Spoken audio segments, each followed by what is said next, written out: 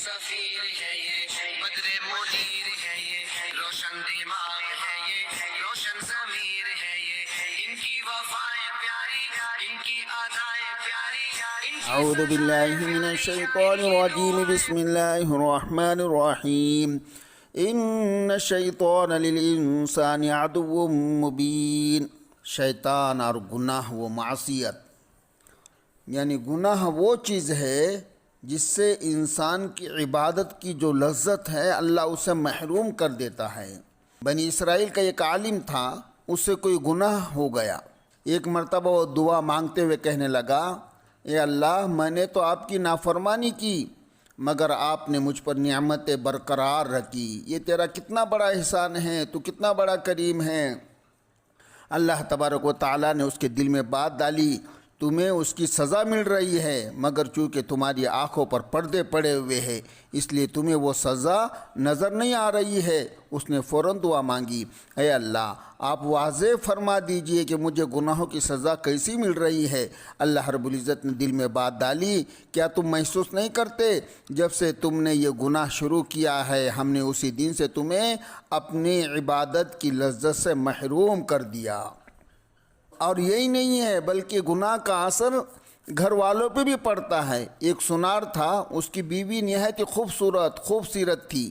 ایک دن وہ دوپہر کے وقت کھانا کھانے گھر گیا تو اس نے دیکھا کہ اس کی بیوی زار و قطار رو رہی تھی. اس نے پوچھا، او اللہ کی بندی کیا ہوا؟ کہنے لگی، یہ چھوٹا سا یتیم بچہ جو ہم نے گود میں لے کر پالا تھا اب وہ 17 سال کا ہو چکا ہے. آج میں نے اسے سبزی لینے بازار بھیجا، جب واپس آ کر سبزی دینے لگا تو اس نے میرا ہاتھ پکڑ کر دبایا. مجھے اس کی نیت میں فطور نظر آیا، مجھے بہت زیادہ صدمہ ہوا ہے. میں اس کے لیے ماں کی حیثیت رکھتی ہوں اور اس کی میرے بارے میں یہ سوچ ہے. میں اسی صدمے کی وجہ سے بیٹھی رو رہی ہوں کہ وفا دنیا سے اڑ گئی ہے.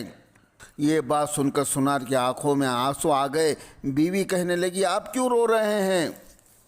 اس نے کہا، یہ بچے کی کوتاہی نہیں ہے بلکہ یہ میری اپنی کوتاہی ہے. اس نے پوچھا، وہ کیسے؟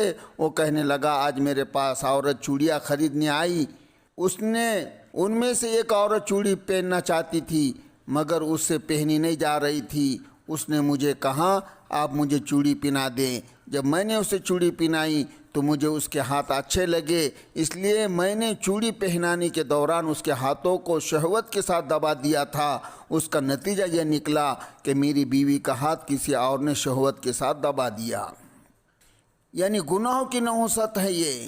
ایک مؤذن مصر کی جامع مسجد میں اذان دیا کرتا تھا. ظاہر میں تو وہ دین کا کام کرنے والا تھا لیکن اس کے دل میں خوف خدا نہیں تھا.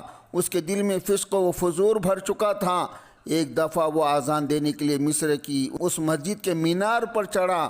مینار کے ادھر ادھر مکانات تھے. ایک مکان میں اس کی نظر پڑی تو اسے کوئی خوبصورت لڑکی نظر آئی. اس کے دل پر ایسا اثر ہوا کہ اذان دینے کے بجائے وہ نیچے اترا اور اس گھر کے پاس جا کر معلومات لیے کہ یہ لڑکی کون ہے.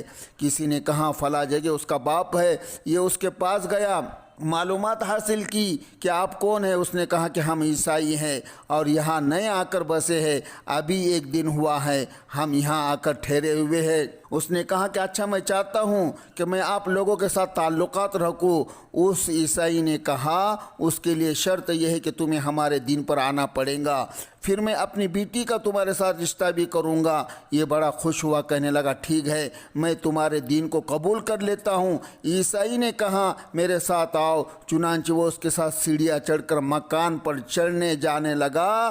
ابھی 4 یا 5ویں سیڑھی پر چڑھی رہا تھا، اس کا پاؤں پھسل کر گردن کے بل نیچے گرا اور وہیں پر اس کی جان نکل گئی. مینارے پر چڑھا تھا اذان دینے کے لیے مگر اللہ تعالیٰ کو اس کے اندر کا فسق و فجور ناپسند تھا جس کی وجہ سے پروردگار نے حالات ایسے بنا دیے. جب وہ مینار سے نیچے اترا اس وقت وہ ایمان سے خالی ہو چکا تھا. ایک مرتبہ امام ابو حنیفہ رحمۃ اللہ علیہ نے ایک نوجوان کو غسل کرتے ہوئے دیکھا تو ان کو محسوس ہوا کہ اس کے مستعمل پانی میں زنا کے اثرات دھل کر جا رہے ہیں۔ وہ آدمی تھوڑی دیر کے بعد آپ کے پاس کسی وجہ سے آیا، آپ نے اس کو اچھے انداز سے سمجھایا اور تنبیہ کی۔ اس نے کہا واقعی مجھ سے گناہ ہوا ہے، میں اللہ تعالیٰ سے معافی مانگتا ہوں اور آج سے میں سچی توبہ کرتا ہوں۔ اس دن کے بعد سے امام صاحب نے فتویٰ دے دیا کہ مستعمل پانی سے وضو کرنا جائز نہیں، کیونکہ جب انسان وضو کرتا ہے اس وقت اس کے گناہ جھڑتے ہیں، اللہ والوں کو ان گناہوں کے اثرات نظر آ جاتے ہیں۔ اسی طرح جب انسان غسل جنابت کرتا ہے اللہ والوں کو پتہ چل جاتا ہے کہیں اس کے پانی میں گناہ کے اثرات تو نہیں ہے۔ علامہ ابن دقیق اور شیخ تاج الدین کی عادت تھی کہ جب وہ اپنے گھر سے مسجد کی طرف نماز پڑھنے کے لیے جاتے تھے تو اپنے چہرے پر پردہ ڈال لیتے تھے۔ لوگ بڑے حیران ہوتے تھے کہ یہ ان کی عجیب عادت ہے۔ ایک دن ایک آدمی نے پوچھ لیا حضرت کیا وجہ ہے کہ آپ اپنی چادر اپنے چہرے کو ڈھانپ کر آتے ہیں؟ یہ سن کر انہوں نے اپنی وہ چادر اس کے اوپر ڈال دی۔ اس کے بعد جب اس نے ادھر ادھر دیکھا تو لوگ اسے بگڑی ہوئی شکلوں میں نظر آئے، کسی کی شکل کتوں جیسی، کسی کی شکل بندر جیسی، کسی کی خنزیر جیسی بن گئی تھی۔ یہ اللہ والوں کے اوپر اللہ تعالیٰ ظاہر فرماتے ہیں۔ ایک بزرگ کی خدمت میں ایک آدمی اپنے بیٹے کو لایا اور عرض کیا حضرت اس کے لیے دعا فرمائیے۔ یہ ایک اچھی عادت ہے، پہلے زمانے میں بھی لوگ اپنے اولاد کے لیے اللہ والوں سے دعا کرواتے تھے۔ اللہ کرے کہ ہمیں بھی اللہ والوں کی دعا لگ جائے۔ یہ اور بات ہے کہ لوگ کئی مرتبہ اپنے بیٹوں کے لیے دعا کروانے کے لیے آتے ہیں، مگر باپ کی ایسی حالت ایسی ہوتی ہے کہ پہلے اس کے لیے دعا کرنے کو دل کرتا ہے۔ اللہ ان کو ہدایت دے۔ خیر ان اللہ والوں نے اس کے بیٹے کے لیے دعا کر دی۔ اس کے پاس جیب میں کوئی میٹھی چیز تھی، انہوں نے نکال کر اس بچے کو دینا چاہی۔ جب انہوں نے وہ چیز بچے کی طرف بڑھائی تو بچے نے منہ پھیر لیا اور اپنے والد کی طرف دیکھنا شروع کر دیا۔ حالانکہ بچپن میں بچے کے اندر میٹھی چیز کھانے کا شوق ہوتا ہے۔ ان بزرگ نے پھر ارشاد فرمایا لے لو بچے۔ بچے نے پھر اس چیز سے نظر ہٹا کر اپنے باپ کی طرف دیکھنا شروع کر دیا۔ اس کے والد نے اس سے کہا بیٹا حضرت آپ کو چیز دے رہے لے لو۔ جب باپ نے اجازت دی تو بچے نے ہاتھ بڑھایا اور جب وہ چیز لے لی تو ان بزرگ کے آنکھوں میں آنسو آ گئے۔ وہ آدمی حیران ہو کر پوچھنے لگا حضرت آپ کیوں رو رہے ہیں؟ وہ فرمانے لگے ہم سے یہ بچہ اچھا ہے، میں نے اس کو ایسی چیز دی جس کی طلب اس کے اندر شدید ہے، لیکن اس نے اس چیز کو نہیں دیکھا بلکہ آپ کی طرف دیکھا۔ میرا ابا مجھے کیا کہتا ہے، اے کاش ہم جو گلیوں میں چلتے ہیں ہماری نظروں کے سامنے بھی جاذب نظر شخصیت آتی ہے، ہم بھی ادھر سے نظر پھیر کر دیکھتے ہیں رب العالمین ہمیں کیا کہتا ہے۔